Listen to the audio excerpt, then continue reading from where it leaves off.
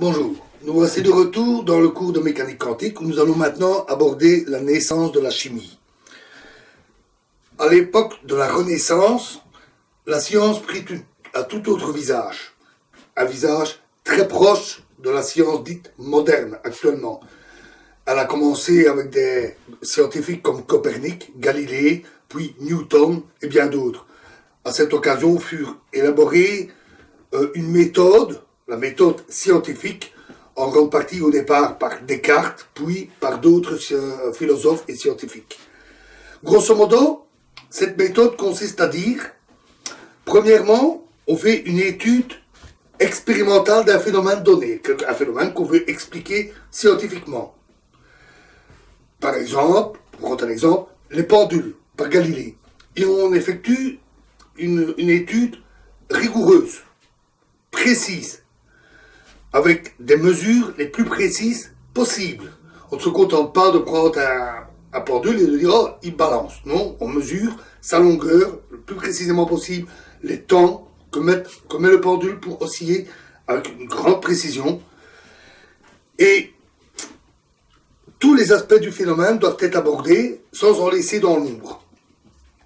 C'était le début de la science quantitative, par opposition à une science plutôt qualitative, comme l'était par exemple l'alchimie. Ensuite, en deuxième étape, on élabore un modèle théorique pour décrire le phénomène. Ce modèle doit être, là aussi, le plus rigoureux possible. Il ne doit pas laisser place à des zones d'ombre, à des ambiguïtés. On utilisait donc des outils de rigueur tels que les mathématiques. C'est le début de la science rationnelle. En troisième point, on effectue des prédictions en utilisant le modèle. Et ces prédictions sont vérifiées par des expériences, ce qui permet de les valider ou de les réfuter et de dire ce modèle n'est pas bon. C'était le début de la science expérimentale où c'est la nature, les phénomènes et l'expérience qui disent ce qui est bon et ce qui n'est pas bon, et non pas des idées vaguement philosophiques ou métaphysiques. Cette approche eut un immense succès, au début essentiellement dans des domaines tels que la mécanique et la physique en général. Elle impliquait aussi que tout devait être vérifié, ce qui donne lieu d'ailleurs à quelques anecdotes amusantes. On raconte ainsi que, à l'Académie royale des sciences, qui venait d'être fondée en Angleterre, à Londres, dont le premier président fut Isaac Newton, ils avaient entendu parler que la poudre de licorne empêchait les araignées de passer.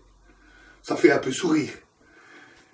Alors, les savants de l'époque se procurèrent à grands frais de la poudre de licorne, venue d'on ne sait d'où d'ailleurs, et dans une séance très solennelle de l'Académie, préparèrent un cercle de poudre de licorne, placèrent une araignée au milieu et observèrent.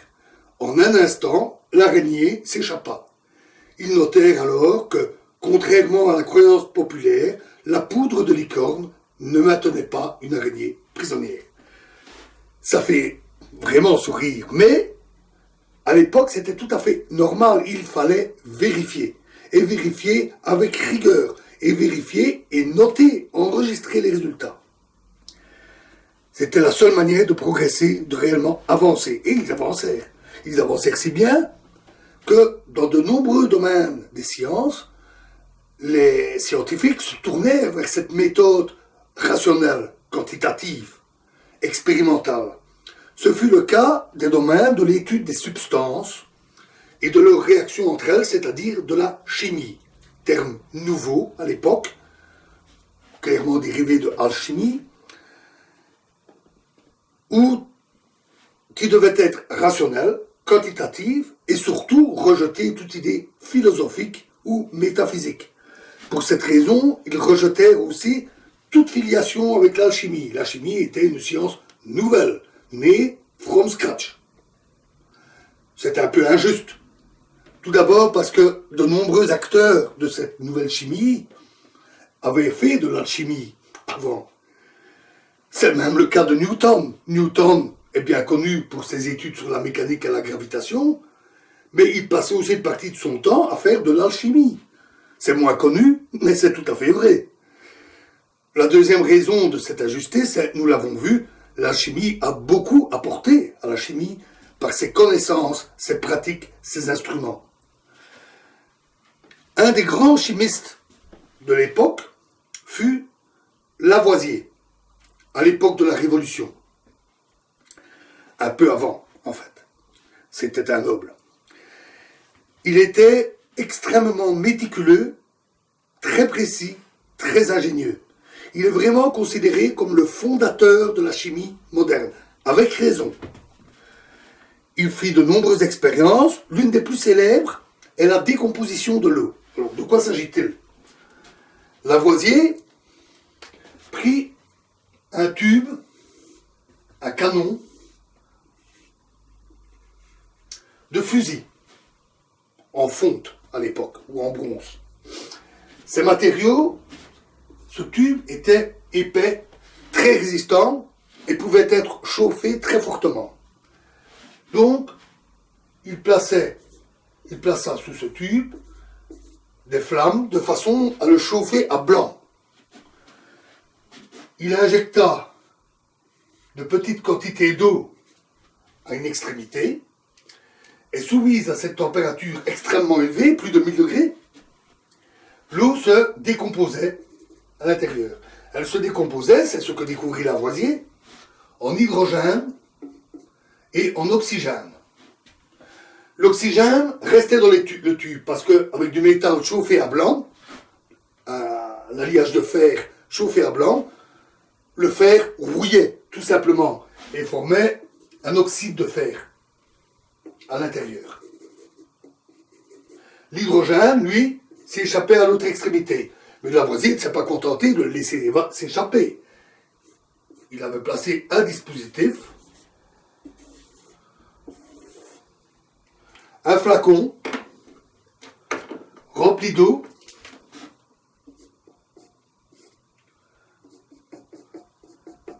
où l'hydrogène en s'échappant pouvait remplacer l'eau dans le flacon et ainsi conserver de l'hydrogène pur dans le flacon.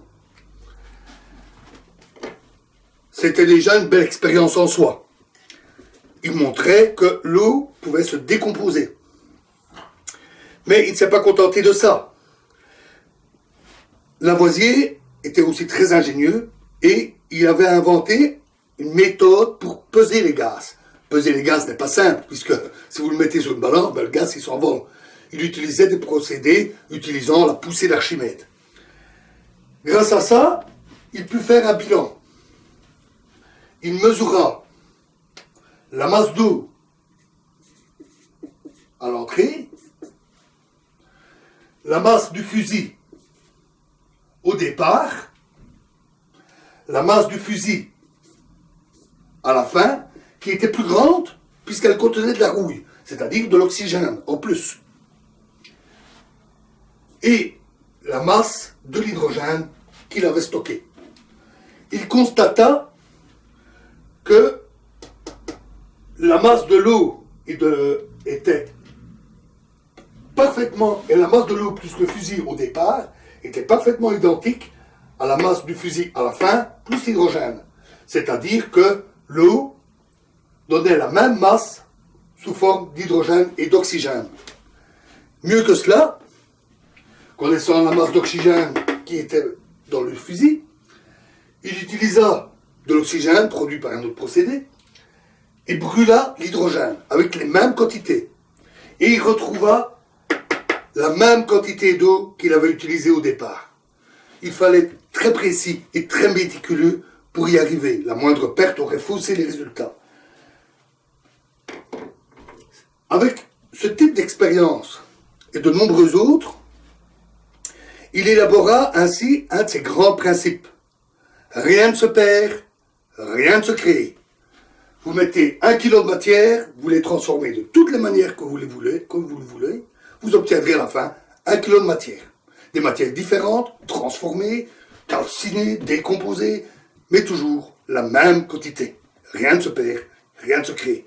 Une grande découverte pour l'époque. Une découverte qui ne pouvait se faire qu'avec la science quantitative. il découvrit autre chose très importante. Il découvrit que les proportions d'hydrogène et d'oxygène dans l'eau étaient toujours les mêmes.